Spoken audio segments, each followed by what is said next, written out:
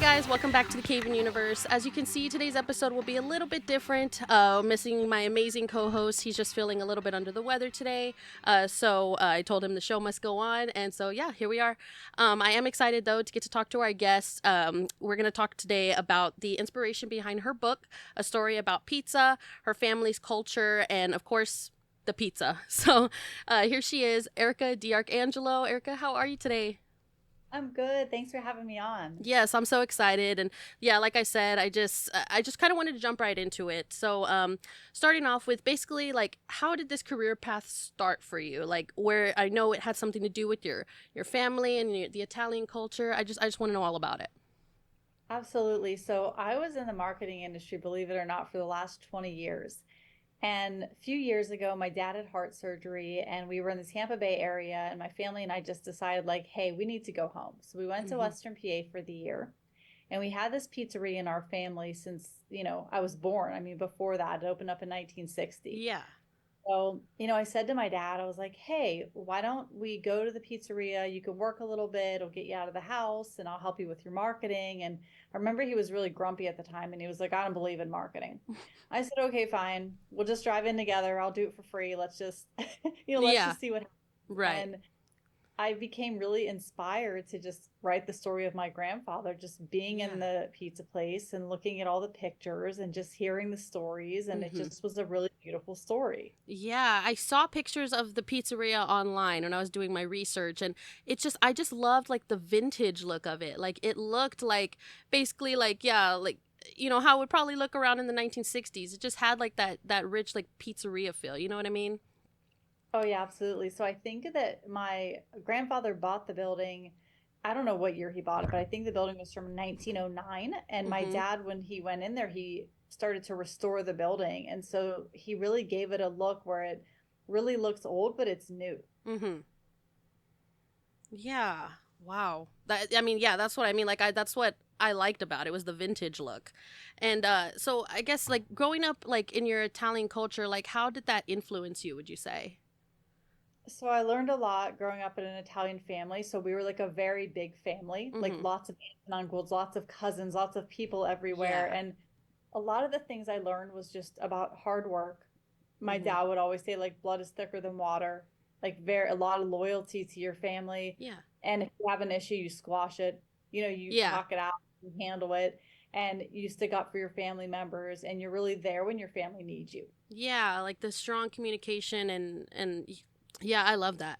And so tell me a little bit more about your grandfather. I know I read, that he immigrated here, he was a coal miner and he had just this huge dream about be opening a pizzeria. So I just want to know more about him.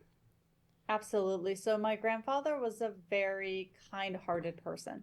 He was very quiet, but he was like very, very strong. He was a hard worker. And I look at it all the time as like, he and his family came over here from Abruzzo, Italy, and they had nothing. It Mhm. was him, his parents, and his three brothers. And they worked in the coal mines. And I think my grandfather was pulled out of school at 9 years old Mm. and he worked in the To mines. go to the And mines. Wow. yeah, and there were a lot of injustices in the mines at that time. There wasn't a union. Kids were working. Just the conditions of working there. If you think about like Western Pennsylvania in the winter, Mhm. working in the mines, Mm. the elements. And when he came out of the mines, he had black lung, but he Oh, never wow. complained. Yeah, and he just had a really positive attitude, and he just continued to kind of strive for this dream because he Yeah. wanted to make it happen for his family. Right. And so at what point was he like, "Okay, I'm going to stop doing this and I'm going to pursue my dream of opening my pizzeria?" Sure. Well, the coal mines had closed down temporarily and he had black lung, so he couldn't work in the Mhm. coal mines anymore. And at that point, he thought, okay, I need a way to support my family. Right. So he decided to open a little Italian market. And the market at first wasn't making ends meet. And Mhm. so they had this idea of like, hey, let's sell pizza out of the market. And then that's when the pizzeria started in 1960. No, wow. And so has he always like was he always like big into cooking, like Italian cooking specifically? Yeah, he and my grandmother were really gifted Italian cooks. And even my Yeah. great grandmother was a really gifted Italian cook. And so they were always in the kitchen, Yeah. like making something. Like Sunday was a feast. And I mean, there Yeah. was just always so much good food. Yeah. Oh, I love that. As some like me personally, I love cooking and I would really love to get I'm more of like an American cook. I guess you could say I click like traditional American dishes. Some Hispanic, but Italian. I've never even thought like to kind of venture out into that. So, like how would you say like Italian like food is like unique from others? I think Italian food's unique because in Italy there's all these different regions and every region has like their specialty of food. Yeah. Like you may have a region that does a flatbread pizza. You may have a region that's popular for pesto or seafood. So Mhm. it's really interesting to see different people for coming in from different areas and like what they prefer to cook. Oh, okay. Okay, that makes sense. And so is there like a well, let's jump into the pizzeria itself. It's still operative as far as I can see online, right? Okay, Oh perfect. yeah. Yeah, I love that. And so like is there like dishes that y'all are like or I guess pizzas y'all are known for? Oh yeah. So we have 16 different pizzas. Oh, that's Yeah. yeah. I wish we could go over each one. Oh God, me too. It's my favorite thing to talk I about. know. But the main one that we're known for is the original, the traditional pizza, which is Mhm. the rectangular pizza. It's 15 slices. Oh. Pizzeria started out with plain and pepperoni. And then we have this one. So when my grandfather first started making pizza, he was making it with white American cheese, which kind of makes like a creamy pizza, and Right. also mozzarella. Mhm. Switched our recipe to a provolone cheese, but we call it the DRX original. We call it the Oh. OG, and I it's love a it. 16, and it's the white American cheese, and it's so good because it's like almost like a creamy, like a more rich pizza, but it's Yeah. super delicious. Wow. And I love like the rectangular. Like that's is that usually y'all don't do any circles or anything like that that you see elsewhere? So we used to not, but funny enough, like as we were growing up, my brother would not eat a square pizza. And so Oh. my mom was like, okay, I'll make you a round pizza. And so we started doing like a little round thin pizza and we called it a Mike's pie. So now we Yeah. have 16 different Mike's pies. Wow. And so like what I would think that like a rectangular pizza just from like what I've had before is like more like a deep dish. Is that how you would describe it or is the crust still pretty thin? I would say it's pretty thin. It's not like a super thick pizza, but Yeah. the pie is like a very thin pizza. Yeah. Wow. Yeah. One of the things that I saw when I was doing my research is I stumbled upon your TikTok page, and I know TikTok, that's like a whole nother thing right now. But I stumbled upon your TikTok page, and I noticed the children's book and the coloring book. So I was curious, like a little bit more about that because that just, yeah, as a child, having a child, I would love for her to have stuff like that. But the main part that I noticed was that I loved that you took your grandfather's story and you like converted it to be able to inspire children as well. So tell me a little bit more about that. Yeah, absolutely. So funny enough, I'd written the main book and I Hmm. was talking to one of my friends and she said to me, like, this would make a really beautiful children's book because Hmm. it's really about this little boy who has this dream and he never gives up, Hmm. which is such a nice message. And Yeah. so pretty soon after I decided to write the children's version and converted it to a children's book. And it's actually out on February 9th, which is National Pizza Day. Oh, interesting. I Yeah. love that yeah, that it like lined up that way. That's awesome. Yeah, it worked out really well. And then my illustrator, who's just like so beautiful and such an amazing illustrator, we looked at the illustration. She hand drew them all from pictures of my family that I had. Hmm. And we just decided to put a coloring book together. And Yeah. I mean, I like to color as an adult. Like Hmm. I feel like it's so therapeutic. Yeah. So I've been coloring in the coloring book and I sent them to my niece and I think it's a really cool thing to have a coloring book to go with it. Yes, definitely. And like so going back to your book, A Story About Pizza. How did you come up with that name? Like that it has a nice ring to it. Thank you so much. Well, I wrote the book and I just kind of read through it and I just thought like the main thing of this book or the main, I guess character is this having this love of pizza. Uh-huh. So, and it is a story about pizza. I mean, that was his goal in life was to open this pizzeria. So I Yeah. decided just to center it around that. And Hmm. plus I love pizza. Oh, who doesn't? Oh man. Who doesn't? It's amazing. Yeah, exactly. Oh man.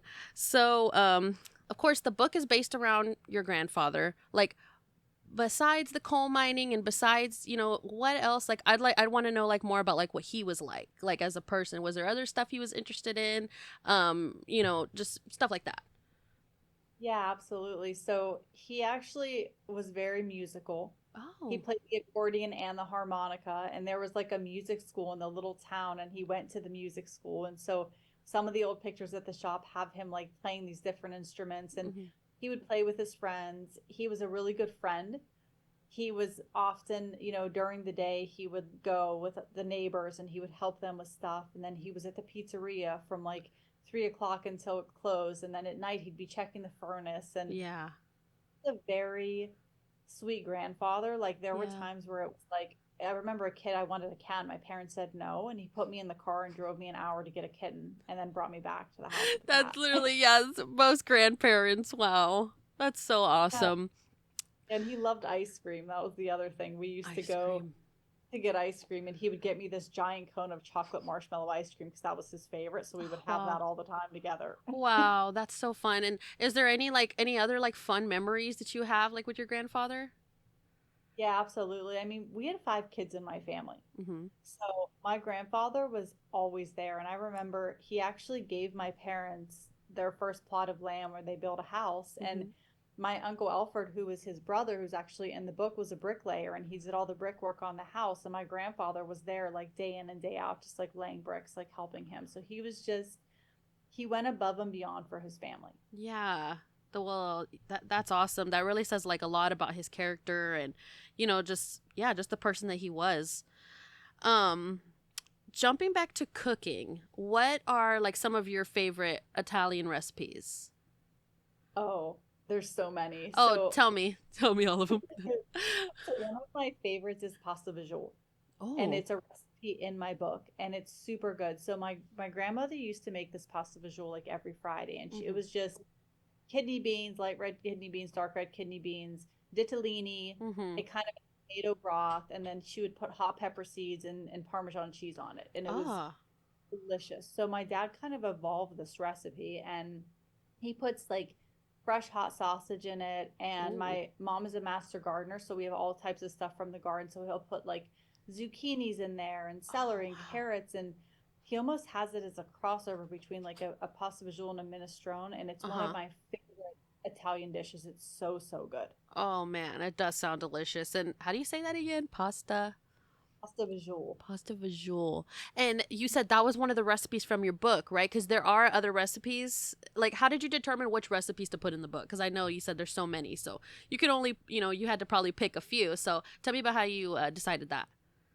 Well, generally, like I wrote the whole book, and in every single chapter, just about they were cooking something, some type of a recipe. And Oh. so when I went back through, I was like, oh, they were making pizza frites, or they were making pasta visual, or they were making meatballs. And then I just Mm-hmm. decided to add the recipe for that at the end of the chapter. Yeah, that's like original. You see stuff like quotes and through chapters and then other ways people write books. I've seen books that are like from different point of views and like just the way that you had yours set up was and oh, don't get me started about the cover. The cover is beautiful. I meant to say that earlier, but the cover is beautiful. When I first saw it, beautiful. And so, do you go to like Italy yourself and like visit where your grandfather was from often? Like where exactly like where exactly in Italy? I know you said there's different parts and yeah, just curious like what it's like, on days like this.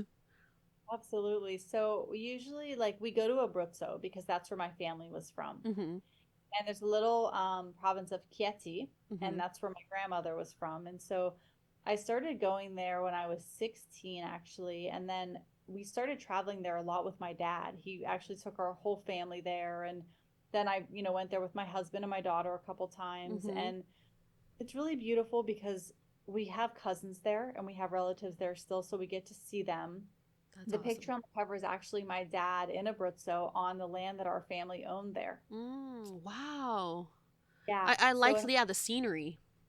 Thank you. Yeah, it has a lot of meaning. And Abruzzo is very beautiful because you Mhm. have the mountain ranges and you have the water, and they're really known for their seafood. And it's just one of the most beautiful places in Italy. Yeah. Yeah, I can imagine. Wow. What are some of your favorite things about the Italian culture? Food, Food. food, I know that's like food. the most important biggest thing. I love that. Yeah, love, loyalty. Hmm. There's so many things. Like I like being in Italy because it's like so much more relaxing and calm than it is being in the United States. Yeah. Oh, yeah. I can imagine that. And so, what's the weather like over there? Does it get like how it usually does here in the States? Same kind of seasons? It depends on where you are. In Oh. northern Italy, you have the seasons, and as you get, closer to the north, you have like the Swiss Alps, and there's snow-capped mountains, and it's really pretty. Hmm. But there's also southern Italy, where the climate is very, very mild. And it's a nice country because you can kind of determine like where you want to be. Like I personally really like warm weather. Oh, okay. Nice. So I like being more in the south, but also I like going there like in the summer months. It's very beautiful. We've been to a place called Cinque Terre, Uh huh. which is the other side of Italy, and it's very, very beautiful there in June. The Hmm. water's just like crystal clear. Clear. There's a bunch of different towns, a lot of places to eat. It's just a really nice place to go. Yeah, it sounds beautiful. Like just yeah, just to go on vacation there, and then like you said, you go and you can visit your family. It's just yeah, that's just so beautiful. As far as your book, what would you say are like some of the like the main takeaways? Like somebody who's interested in reading the book, like what would you say to them? If you like food and you like Italian culture, and especially like if you ever want to know anything about immigration in the 1900s, it's a great book. And really, it's very nostalgic. It's Mm-hmm. really about family and loyalty and love, and it has a really positive message, which is why I wrote it, which is just Yeah. never get your dreams. Yeah. And I know you got the inspiration to write it. You you were away, right? And then you moved closer to be home and then you got that inspiration. Like tell me about that moment when you realized like I need to do this. So it was an interesting evolution because I was creating a lot of content for the pizza place, and I just one day was like, you know what? I think I want to write a book about this. And Mhm. I just started to write down an outline and ideas, and I started to interview people and, interview my parents. And then I just started kind of putting it together, and it just Mhm. came together from there. And then it took me, I think, about a year to really fully write it and then go back through and make sure that everything was kind of added. And then after that, I let it sit for 4 months because I had never written a book. I didn't know what to do with it. Right. Yeah, I've heard from other people that yeah, writing a book is not as easy as you think it might be. There's a lot of, things that go into it. Were there any challenges that you faced during the book writing process? Yeah, I think any writer, it's like sometimes you question, is your book good enough? You know what Mm. I mean? And you really like want to make sure that you're putting out something that you're proud of. And then the second part is like it takes 10 times the effort that you think it's going to take, because you not only need to write a really good book and put it out, but you have to know how to market it. And it Yeah. is a full-time job to market your book, Mhm. between running ads and social media content creation, and doing podcasts and doing press releases. And thankfully, I had a Mhm. 20-year marketing background, so I was able to apply a lot of what I've been doing most of my life to it. But I think for a lot of writers, it's the estimation of effort on how to get your book out in front of people can be Right. tough. Right. Yeah, I can definitely understand that. What would you say is like your family dynamic? Like is there something that y'all like, y'all stand by? Like just yeah. Sure. I mean, we have a really close family. So Mhm. my parents have been together since they've been in high school. And then there's 5 kids in my family, and we're all a little bit less than 2 years apart. Oh, wow. Yeah. So our family dynamic is like very loud.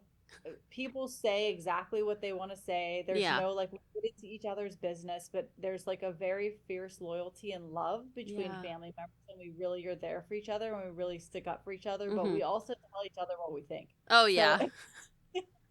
Yeah. Well, see, that's good too. I feel like that's healthy. You don't want to be keeping, you don't want to be keeping these thoughts, clouded up in your brain. So, I mean, yeah, that's really good. And then I guess we can end off with talking a little bit more about you. Like, what else like are you into? Do you have any like hobbies? Do you have? I know you love cooking, and I know you just love being with your family. But is there anything else fun that you like to do? yeah, I mean, it's so interesting because I feel like I have two sides. Like I love like eating pizza and Italian food and being with my family, but then Yeah. when I'm not with my family, I'm like a complete health nut. Like I'm literally on like an animal-based diet, and Oh, like go to the gym every day, and like yeah, drink green juices, and like drink hydrogen water. And so like I'm yeah. like ultra super healthy. So my family makes fun of me a lot because, I'll be like sending them pictures of like, what I'm having for dinner Yeah. or like water I'm drinking. And they're just like, because, they're just all like eating I pasta. was gonna say they're like, eat some pizza. Yeah, they are. My brother's like, I don't think it's healthy not to eat carbs. And I guess I'm not too familiar with the pizzeria like menu. Is there anything else besides pizza that y'all have? Like, do you offer like any sort of pastas or like side dishes or anything like that? Salads? Yeah, so I mean, when it first started, my grandfather did like plain pepperoni pizza, but then Uh-huh. as the years went by, it evolved and he started doing like hot sausage sandwiches, meatball Oh, sandwich. We have a homemade chicken cutlet. We do a oh, chicken I love chicken sandwich. cutlets. We have a homemade meatball appetizer with focaccia bread. We don't do pastas because there's this amazing Italian restaurant called Rizzo's that's like about a block or two from us, and they've Yeah. been in business, I think, longer than we have, and Oh. their Italian food is just like incredible. And then down the street, there's a place called Leone's, and they've been in business like I think over 100 years, and they do sub sandwiches. And so my grandparents, they all grew up in the East End of Wimber, which was Mm-hmm. called Little Italy, and it's Oh, so nice because these restaurants are still there and they're still yeah. family owned. And they're still serving the community. Wow, that's amazing. I love that y'all don't like take away from like the other businesses that are nearby. That's really generous of y'all. That's awesome. I love that. Yeah, it's Um, life, friends and family and support with those people. I mean, it's yeah. it's been since our grandparents were friends. Yeah. Well, yeah. Wow. Um, so are there, besides like I know we mentioned the coloring book and the children's book, do you have any other upcoming projects coming up? Anything else that you're working on? Yeah, absolutely. So the children's book series is going to be 12 books. So we have 11 more books coming. Oh, wow. Yeah, yeah, That's it's going to awesome. be a big series all about Italian culture. And then I'm doing a pizza podcast. So I just did my Ooh, first episode this week. So I have nice. lots of admiration for you guys who have been doing podcasts. Like I think it's pretty amazing. It's been a long road, but yeah, we're just now New Year's here, we're just going to try and keep going. And yeah, I mean, I personally like podcasting, and so does Vinny. It's his passion. So yeah, I mean, I hope your podcast goes well. I know there's just so many out there. So uh too overconsumed, but yeah, I hope it goes well. And then, so like, where can everyone find your book? So you can find my book if you search for A Story About Pizza or Mm-hmm. you go to a storyaboutpizza.com. Mm-hmm. You can get it on all those places. And even if you go to DARC's Pizza, it's Mm-hmm. DARCS Yeah. Pizza, anywhere like TikTok, Instagram, Facebook, website, and you Yeah. can get the book there too. Awesome. I love it. And then, do you have any like social media plugs that you wanted to put? Like, where can people find you if they're interested in learning more? Sure. So it's A Story About Pizza or Mm-hmm. A Story About Pizza. Yeah. And I think that's our TikTok and Instagram or DARC's Pizza. Yeah, DARCs. I do you get This is just like a random funny question. Does anybody ever like mispronounce the name? Oh, always, every day. I like I read it and I thought to myself, some people can like easily look past the apostrophe and just think like Dark's Pizza or something. No, we get So, that a lot, like wow. darks, and I'm like, it's Darks. DARCs. Yeah. DARCs, you have to like, yeah, there's a little apostrophe there. It's like, that's what I figure. Like, some people just, yeah, just something funny that I thought about earlier. But oh man, I really enjoyed our conversation. Let's see, anything else? Make sure. Anything else you want to talk about? I think we covered so much of it. I think we did, and it was a really enjoyable conversation. And yeah, just maybe sometime in the future, if you're on again, Vinny will be here. But yeah, sorry he couldn't be here today, but I'm glad that we did this. And yeah, I think that's it. Yeah, I am too. Thank you so much for having me on. Yes, thank you. Yes, for being on. And yeah, I guess we got started a little bit early, so that was good too. And oh, where are you located right now? So I'm in Tampa right now, but I Oh. live between New Jersey and Tampa. So I'm in New Jersey sometimes and I'm in Tampa sometimes. Oh, okay. Is it pretty cold over there right now? It's cold for Tampa. I mean, Oh, today okay. got up to 70, but it's been like Oh. in the 40s and 50s, which is freezing cold for Florida. Yeah, I think there was like a whole like Arctic blast that came through, because yeah, it was pretty cold. We're in Texas, so yeah, we're used to the super hot weather, and now I guess the super cold winter. So I guess everybody just kind of got a little bit of that Arctic blast in there. But Mhm. oh man. All Yeah, I right. lived in Oklahoma for a couple years. Oklahoma. Oh, Any like Yeah, tornadoes or? yeah, well, there were, and I lived in a place called McAllister, but we used to go down to Dallas, Texas all the time, and I Oh. love Dallas, Texas. Oh yeah, yeah, go Cowboys. No. But all right. Okay, Erica, it was so happy to be able to chat with you. Maybe we can do this again. I will be on the lookout because my 2-year-old would love that coloring book. She would go crazy on that. So definitely Oh, gonna it's stay on the all. lookout for that. The Yeah, what? it's definitely. I'll send it. I'll send you the link. Oh, okay. Yes, yes, please. That would be awesome. Yeah, you can just send it to our email and I'll definitely take a look at it. I appreciate you so much. I hope you have a great rest of the night. Thank you so much. Okay, Have a bye good bye. bye.